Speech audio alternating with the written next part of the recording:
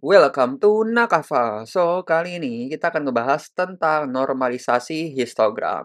Dan kali ini nanti aku akan langsung ngebahas soal tentang normalisasi histogram ya. Tapi sebelum kita lanjut lebih dalam ngebahas soalnya, aku pengen ngejelasin dulu apa itu normalisasi histogram nih ke kalian. Jadi histogram normalisasi itu adalah proses mengubah distribusi nilai grayscale gambar agar mencakup seluruh rentang 0 sampai 255. Tapi kenapa kok harus 255? Karena gambar 8 bit itu punya 256 tingkat keabu-abuan. Jadi 0 itu yang paling hitam dan 255 itu yang paling putih nih. Aku misalin, jadi jika gambar asli hanya menggunakan nilai 30 sampai 200. Nah, si histogramnya itu bakal terlihat mengumpul. Kenapa mengumpul? Karena dia cuma ada di nilai 30 sampai 200 doang. Tapi setelah kita normalisasi ya, dengan si normalisasi histogram ini, rentang ini kita renggangkan, kita sebarkan ke 0 sampai 255 nih. Sehingga nanti kontras gambarnya itu akan meningkat. Gimana caranya? Di sini udah ada soal ya, nanti kamu juga pasti akan lebih mengerti tentang normalisasi histogram.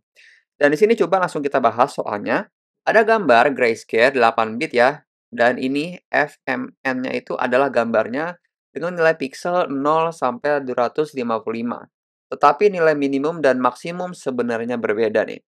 Dan lalu si gambar ini kita lakukan skala linear dengan rumus berikut nih. Di sini F trans atau transformasi ya, sama dengan FMN gambar asli ditambah C1 lalu dikali dengan C2.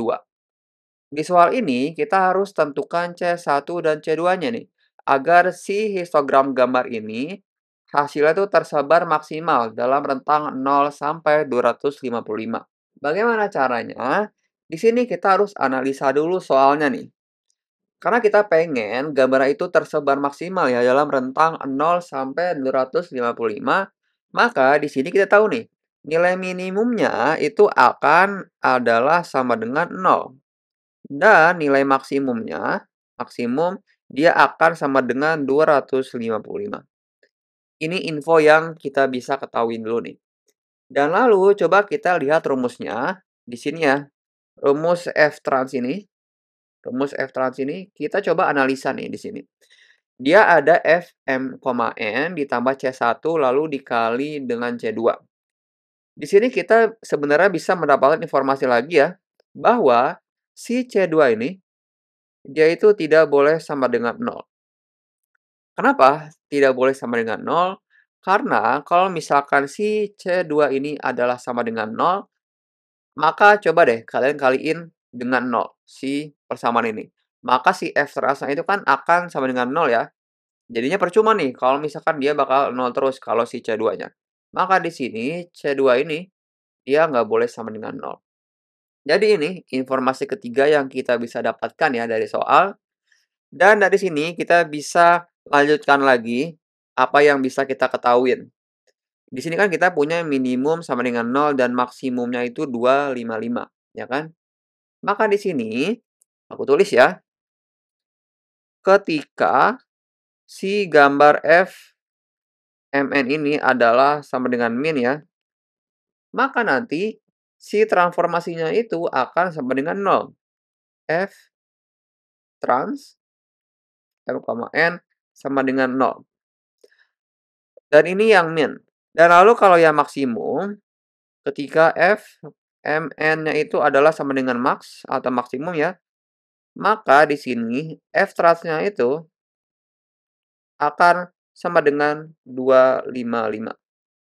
Kenapa? Kok bisa? F transnya itu 0, yang buat minimum dan yang maksimumnya adalah 255. Karena di soal kita kan pengen ya, gambarnya itu hasilnya tersebar maksimal dalam rentang 0 sampai 255. Maka di sini yang minimum nanti kalau kita F trans dia akan sama dengan 0 dan yang maksimum dia kalau kita F trans nih ya, hasilnya adalah 255. Jadi ini untuk informasi selanjutnya yang bisa kita dapatkan dan dari sini sebenarnya tinggal kita substitusi aja nih si F ini F trans ke rumus yang udah kita punya nih di sini. Jadi yang ini kita substitusi ke rumus awal. Kita tulis ya di sini, substitusi. Kita substitusi nih, di sini. Buat yang pertama yang sama dengan 0. Maka di sini, si F MN-nya itu berubah jadi min ya. Min ditambah C1, lalu di sini kali C2 sama dengan 0. Ini yang pertama. Lalu yang kedua adalah yang maksimum ya. Maksimum ditambah C1 dikali C2 sama dengan 255. Ini adalah informasi yang bisa kita dapatkan.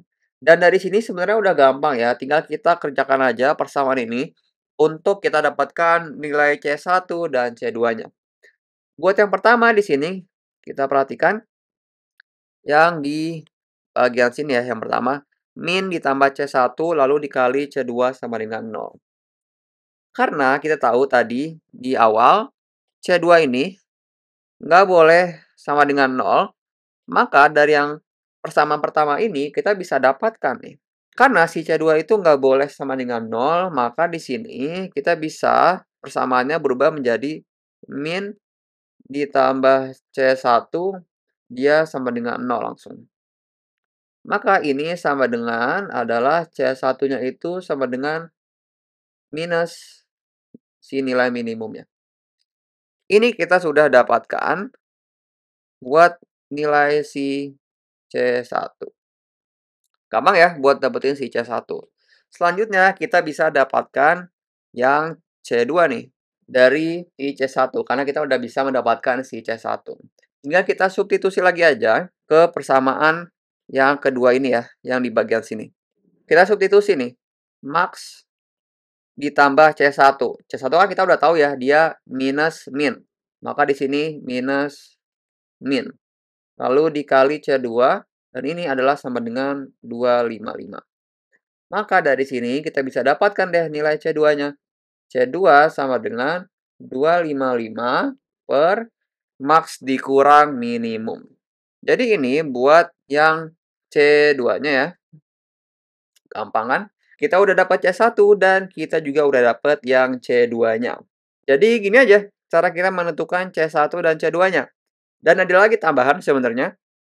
Kalau kita udah dapat C1 dan C2 ini, kita bisa perbagus lagi nih rumus yang udah kita punya, si F rasa ini. Coba kita rubah ya. Kita substitusi nih C1 dan C2 ini ke rumus awal. Maka di sini menjadi F, di sini trans ya, M, N, sama dengan, di sini F, MN, lalu dikurang minimum, lalu dikali dengan yang C2. C2-nya adalah 255 per maksimum dikurang yang minimum. Jadi ini rumus yang sudah kita rubah karena kita sudah tahu ya nilai C1 dan C2-nya.